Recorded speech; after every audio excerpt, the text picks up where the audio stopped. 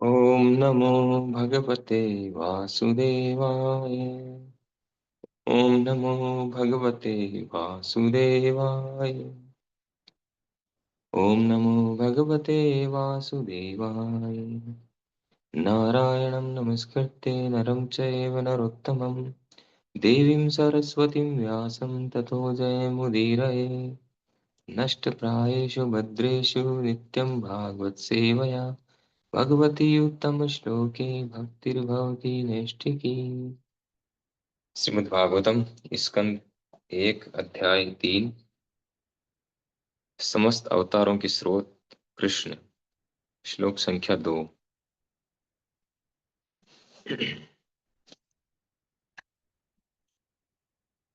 यशाम्भसि शयानस्य योगनिद्रां वितन्वते नाभिर्दा नाभिर्दाम्बुजातासि ब्रह्मा विश्वसृजाम्पति।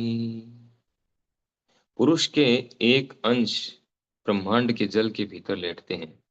उनके शरीर के नाभि सरोवर से एक कमल नाल अंकुरित होता है और इस नाल के ऊपर खिले कमल पुष्प से ब्रह्मांड के समस्त शिल्पियों के स्वामी ब्रह्मा प्रकट होते हैं। तो सृष्टि कैसे हुई इस विषय में बता रहे हैं श्लोक में।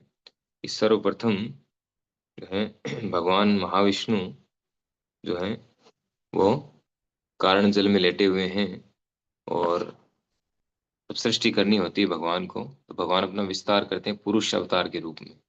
तो 6 प्रकार के अवतार हैं जो इस सृष्टि के भीतर करते हैं भगवान। तो सबसे पहले भौतिक सृष्टि करने से पहले भगवान श्री कृष्ण अपना विस्तार करते हैं और उन्हीं के विस्तार जो है नारायण संकर्षण उनसे फिर महाविष्णु या कारणोदक्षा विष्णु विस्तार करते हैं। और कारणोदक्षा विष्णु जो है वो बहिरंगा प्रकृति यानी माया देवी को महामाया बोला जाता है। जैसे भगवान की जो अंतरंगा शक्ति है हलादिनी संवित संधिनी हलादिनी, तो हलादिनी शक्ति जो उनको आनंद देने वाली शक्ति है उनका मूर्त रूप श्रीमती राधा रानी है। उसी तरह से उनकी जो बहिरंगा शक्ति है उसका मूर्त रूप दुर्गा देवी है महामाया। तो वो महामाया पर दृष्टिपात करते हैं। उनकी जो दृष्टिपात है जो उनकी वो तेज निकलता है ना, उस तेज को बोला जाता है जो वो जो ज्योति निकलती है वो ज्योतिर्लिंग है वो शंभु। यानी भगवान डायरेक्ट माया देवी से संपर्क स्थापित नहीं करते। वो जो ज्योति है वो शंभु या शिव है वो संपर्क स्थापित करते हैं उसके माध्यम से। फिर जो है सृष्टि आगे बढ़ती है। भगवान अपने रोम छिद्रों से ब्रह्मांडों को प्रकट करते हैं। इस ब्रह्मांडों में जो है वो प्रवेश करते हैं प्रत्येक ब्रह्मांड में गर्भोदक्षाय विष्णु के रूप में। फिर गर्भोदक्षाय विष्णु के नाभि कमल से उनकी नाभि सरोवर से कमल नाल निकलता है कमल पुष्प उसके ऊपर ब्रह्मा जी प्रकट होते हैं। फिर ब्रह्मा जी जो है आगे की सृष्टि करते हैं। तो ये सब भगवान योग निद्रा में करते हैं। योग निद्रा वितन्वत है। भगवान योग निद्रा में लेटे हुए हैं यानी भगवान सोते सोते सारे काम कर लेते हैं। कैसे अद्भुत जो है शक्तियां हैं भगवान की। वो केवल इच्छा करते हैं विचार करते हैं और उनके सारे कार्य शुरू हो जाते हैं। जो महामाया है उस भौतिक जगत को पूरा जो इसको मेंटेन करती है। सृष्टि स्थिति पालन साधन शक्ति रेखा छाये वे यस्य भुवनानि विभर्ति दुर्गा इच्छानुरूपमपि यस्य स चेष्टते सा गोविंदमादि पुरुषम तम हम भजामि। तो वो सृष्टि स्थिति प्रलय सब कुछ करती है जो महामाया है दुर्गा देवी सारे ब्रह्मांडों की। लेकिन छाये वे यस्य भुवनानि विभर्ति दुर्गा वो छाया की तरह कार्य करती है।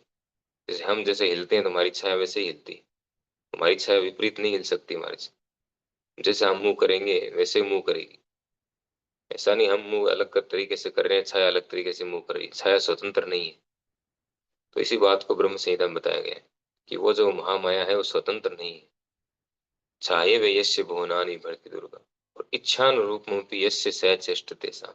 वह भगवान गोविंद की इच्छा से सारे कार्य करती है। अपनी इच्छा से नहीं करती है भगवान गोविंद की इच्छा से।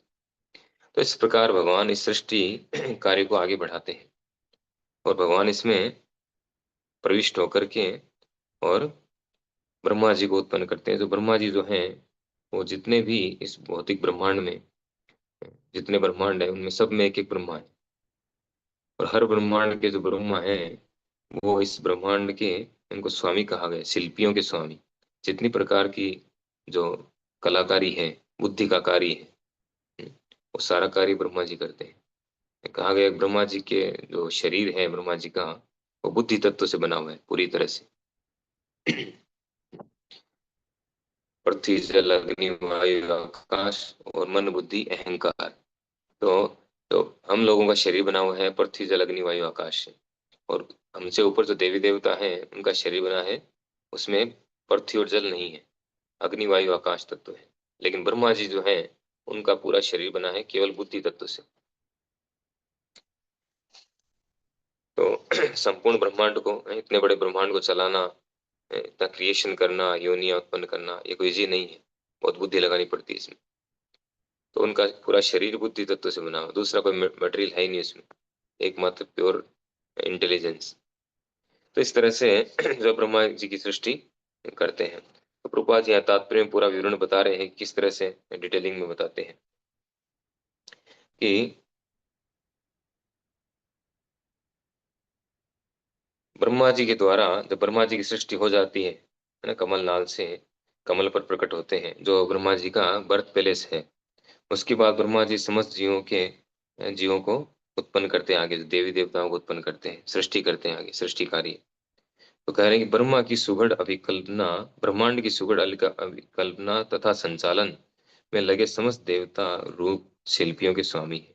तो ब्रह्मा जी हैं वो सबके पिता हैं, सारे जीवों के, सभी जीवों के पिता हैं। और जितने भी शिल्पी हैं यहाँ पर, जितनी तरह की एक्टिविटी, कोई निर्माण जो भी कुछ होता है, उन सब के स्वामी ब्रह्मा जी हैं। कह रहे ब्रह्मांड की सुगढ़ अभिकल्पना तथा संचालन में लगे समस्त देवता। इसमें एक्सपर्ट लोग चाहिए, हर कोई व्यक्ति नहीं कर सकता है, तो जो एक्सपर्ट हैं अ, उन सबको ब्रह्मा जी उत्पन्न करते हैं। और कहते हैं कि बताया गया है कि कमल नाल के भीतर 14 प्लेनेटरी सिस्टम है, 14 प्रकार के जो प्लेनेट है इसमें। बीच में भूमंडल है पृथ्वी के।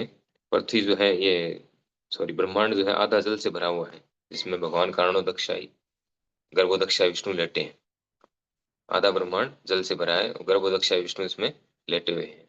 और बाकी जो उसके ऊपर जो है वो भूमंडल है, जिसको भौम स्वर्ग भी बोला जाता है। और भूमंडल के ऊपर जो है वो बाकी 6 प्रकार के लोक हैं। स्वर्ग है, महरलोक है, जनलोक है, तपलोक है, सत्यलोक जहाँ ब्रह्मा जी रहते हैं, ये सब लोग हैं। और भूमंडल से नीचे के जो हैं, जो जल के अंदर हैं, वो सब हैं तल, अतल, वितल, तलातल, रसातल, सुतल, पाताल, ये जो है नीचे के लोग हैं। तो नीचे ऊपर के लोकों में देवता रहते हैं, बीच के लोग जो भूमंडल है इसमें मनुष्य रहते हैं, और नीचे के लोकों में असुर और उन्हीं के जैसे कोई अन्य जो भौतिकवादी लोग हैं, उनको नीचे के लोकों में भेजा गया है। जो असुर हैं या भौतिकवादी लोग हैं, उन सब के लिए नीचे व्यवस्था, और नीचे सनलाइट भी नहीं जाती। नीचे के जो भूमंडल से जो नीचे के लोग हैं वहां सनलाइट नहीं पहुंचती। तो कहते हैं कि गर्भोदकशाई विष्णु से क्षीरोदकशाई विष्णु का विस्तार होता है। फिर गर्भोदकशाई विष्णु क्या करते हैं, क्षीरोदकशाई के रूप में अपना विस्तार करते हैं, जो सभी जीवों के सामूहिक परमात्मा है, यानी सभी के परमात्मा है। सामूहिक परमात्मा का अर्थ है सभी के परमात्मा। और वे हरि कहलाते हैं। हरि का अर्थ है जो हमारे मन को हरने वाले, हमारे कष्टों को हरने वाले, वो हरि है। और उन्हीं से सारे ब्रह्मांडों का विस्तार होता है। उसके बाद में जितने भी अवतार होते हैं इस ब्रह्मांड में, चाहे लीला अवतार हो या सत्यावेश अवतार, मनवंतर अवतार, साहित्यिक अवतार, युग अवतार, सब उनके थ्रू होते हैं, उनके द्वारा होते हैं, उनके माध्यम से। जैसे सूर्य जो है एवरीडे पूर्व दिशा से निकलता है, तो हमें पता है कि सूर्य कहाँ से निकलेगा, पूर्व दिशा से। तो उसी तरह से भगवान क्षीरोदक्षा विष्णु के द्वारा सारे अवतार होते हैं। लेकिन इसका मतलब ये नहीं है कि क्षीरोदक्षाय विष्णु जो है वो स्रोत हैं। जैसे कई बार ये प्रश्न आता है, लोग कहते हैं कि भगवान कृष्ण तो भगवान विष्णु के अवतार हैं, उनके थ्रू आए। ऐसा नहीं है। तो प्रभुपाद जी एग्जाम्पल देके बताते हैं कि जैसे सूर्य पूर्व दिशा से उगता है, इसका मतलब पूर्व दिशा सूर्य का स्रोत नहीं है, जननी नहीं है। तो भगवान कृष्ण उनके थ्रू आते हैं, वो एक तरह से गेटवे हो गया। जैसे भारत में किसी को आना होगा समुद्री रास्ते से, तो गेटवे ऑफ इंडिया जो मुंबई में बना हुआ है वहां से आएगा, जहाँ भी ऐसी व्यवस्था है। तो उसी तरह से जो है भगवान क्षीरोदक्षाय विष्णु के थ्रू भगवान कृष्ण, भगवान रामचंद्र अवतरित होते हैं। फिर है 3 प्रकार के जो पुरुष अवतार बताए रूपा जी ने।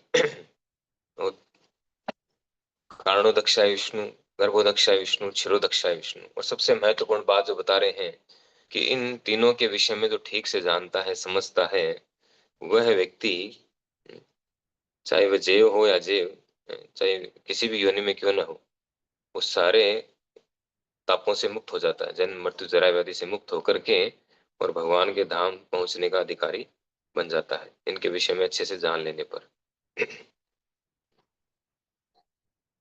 फिर जो है बताया गया आगे कि किस तरह से वो महत्व तत्व प्रकट करते हैं भगवान, और किस तरह से सृष्टि करते हैं, जो हम पहले डिस्कशन कर चुके हैं। भगवान महत्व तत्व पर अपनी दृष्टिपात करते हैं। महत्व तत्व जो है, महत्व तत्व का अर्थ है सूक्ष्म रूप, भौतिक तत्वों का सूक्ष्म रूप। तो उस महत्व तत्व को जो है आंदोलित करते हैं, उसमें हलचल उत्पन्न करते हैं, और उसमें आत्माओं को प्रविष्ट करते हैं, और फिर जो है ये सृष्टि कार्य शुरू होता है। अकॉर्डिंग टू जैसे ब्रह्म संहिता, उसमें बताया गया है कि जो महामाया है उस पर दृष्टिपात करते हैं, और महामाया फिर उन जीवों को इस सृष्टि में प्रविष्ट करवाती है।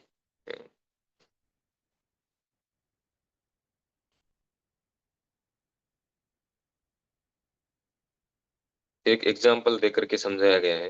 रूपा जी ने एग्जाम्पल दिए हैं, 2 एग्जाम्पल दिए हैं। एक तो अ, पेड़ों का एग्जाम्पल दिया, वृक्ष का, कि वृक्ष का जिस प्रकार समय आने पर वृक्ष में असंख्य फल लग जाते हैं, वृक्ष का बीज बोने वाला किसान होता है, और समय पाकर वृक्ष या लता में अनेक फल प्रकट होते हैं।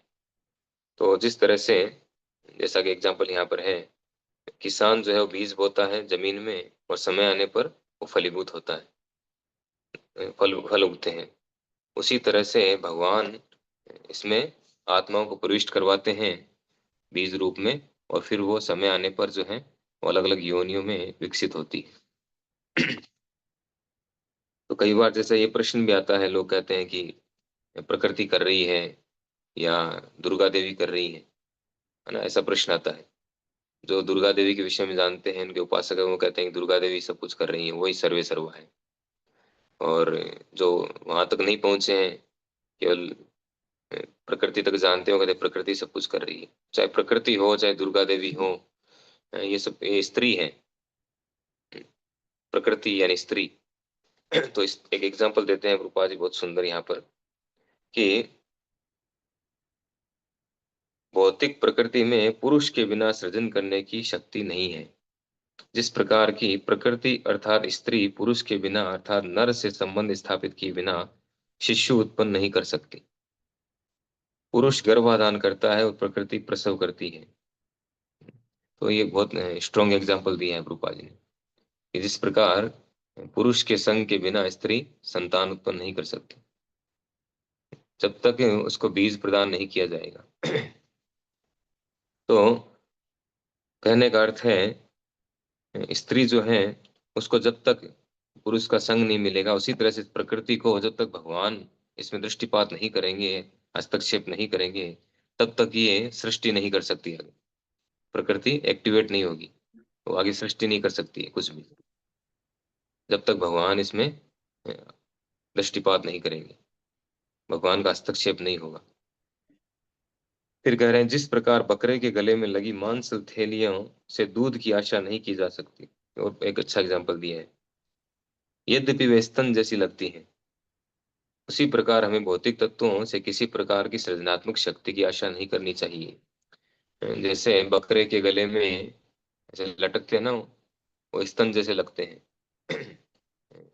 अजागल स्तन, तो उनसे कभी दूध नहीं निकल सकता है। कोई सोचे इससे दूध निकाल लूं, बकरे के गले में जो लटक रहे हैं, तो उससे दूध नहीं निकल सकता, वो लगते वैसे ही हैं स्तनों जैसे। तो उसी प्रकार जो है भौतिक प्रकृति, ऐसा लगता है कि सब कुछ करने वाली भौतिक प्रकृति है, लेकिन ये वास्तविकता नहीं है। इसको समझना चाहिए। रूपा जी ने एक बहुत सुंदर जो है बुक लिखी थी, लाइफ कम्स फ्रॉम लाइफ, जीवन का स्रोत जीवन। उसमें इस विषय को बहुत अच्छे से समझाया गया है कि जीवन जो है जीवन से आता है, मैटर से नहीं आता है। तो ये जो भौतिक प्रकृति है मैटर है, पृथ्वी जल अग्नि वायु आकाश ये सब मैटर है, इसमें जीवनी शक्ति नहीं है। जीवनी शक्ति आत्माएं हैं। तो भगवान जब आत्माओं को प्रविष्ट करवाते हैं तब ये एक्टिवेट होते हैं, और साथ ही भगवान स्वयं प्रवेश करते हैं परमात्मा के रूप में, तब जाके एक्टिवेट होता है जीवों की इच्छाओं के अनुसार। भगवान इसको सबको उनके उनके इच्छाओं के अनुसार शरीर प्रदान करते हैं। तो हमें पुरुष की शक्ति में विश्वास करना चाहिए जो प्रकृति का गर्भाधान करने वाले हैं। चूंकि भगवान की इच्छा ध्यान मग्न होकर लेटने की थी, अतः भौतिक शक्ति ने तुरंत असंख्य ब्रह्मांड उत्पन्न कर दिए, और इनमें से प्रत्येक में भगवान लेट गए। इस प्रकार भगवान की इच्छा से तुरंत ही सारे ग्रह तथा विभिन्न सामग्री उत्पन्न हो गई। तो कह रहे हैं हमें पुरुष की शक्ति में विश्वास होना चाहिए। ऐसा नहीं कि हम प्रकृति को ही सब कुछ मान ले, बस प्रकृति सब कुछ है। बिना पिता के माता कुछ भी प्रोवाइड नहीं कर सकती। जैसे कि एक और एग्जांपल देते हैं गुरुपा जी कि जैसे कोई स्त्री है, वो खूब खर्च कर रही है सब जगह पे, है ना, तो कहते हैं उसके पास कहाँ से आया, पीछे जगह सप्लाई नहीं हुई तो कैसे खर्च करेगी जगह जगह पर, है ना। उसके बाद जब तक सप्लाई नहीं होगी कैसे खर्च करेगी। तो उसको सप्लाई दे रहे हैं, पुरुष सप्लाई दे रहा है इसलिए वो कर रही है। तो उसी तरह से प्रकृति को भगवान सप्लाई देते हैं सारी व्यवस्था, तब वो करते हैं। फिर भगवान के विषय में बता रहे हैं कि भगवान की अनंत शक्तियां हैं। कृष्ण अनंत शक्ति ताते तीन प्रधान। तो अनंत शक्तियां हैं और खुद कुछ नहीं करते, केवल इच्छा करते हैं, उनके सारे कार्य अपने आप हो जाते हैं, न तो उनके कोई समान है न उनसे कोई बढ़कर है। तो इस प्रकार से भगवान महाविष्णु के रूप में विस्तार करते हैं, फिर गर्भोदक्षाई विष्णु के रूप में विस्तार करते हैं, फिर क्षीरोदक्षाई रूप में विस्तार करके और संपूर्ण ब्रह्मांडों को जो है चलाते हैं। ब्रह्मा जी के थ्रू सारी सृष्टि को, सारे जीवों को उत्पन्न करते हैं 84 लाख प्रकार के। इस तरह से। और जो दुर्गा देवी है, माया देवी है, वो सारी चीजों को मेंटेन करती हैं, सृष्टि करती हैं, प्रलय करती हैं, सब कुछ करती हैं। तो इस तरह से सृष्टि का निर्माण होता है और समय समय पर इसका विनाश होता है। हरे कृष्ण। श्रील प्रभुपाद की जय। श्रीमद् भागवत महापुराण की जय।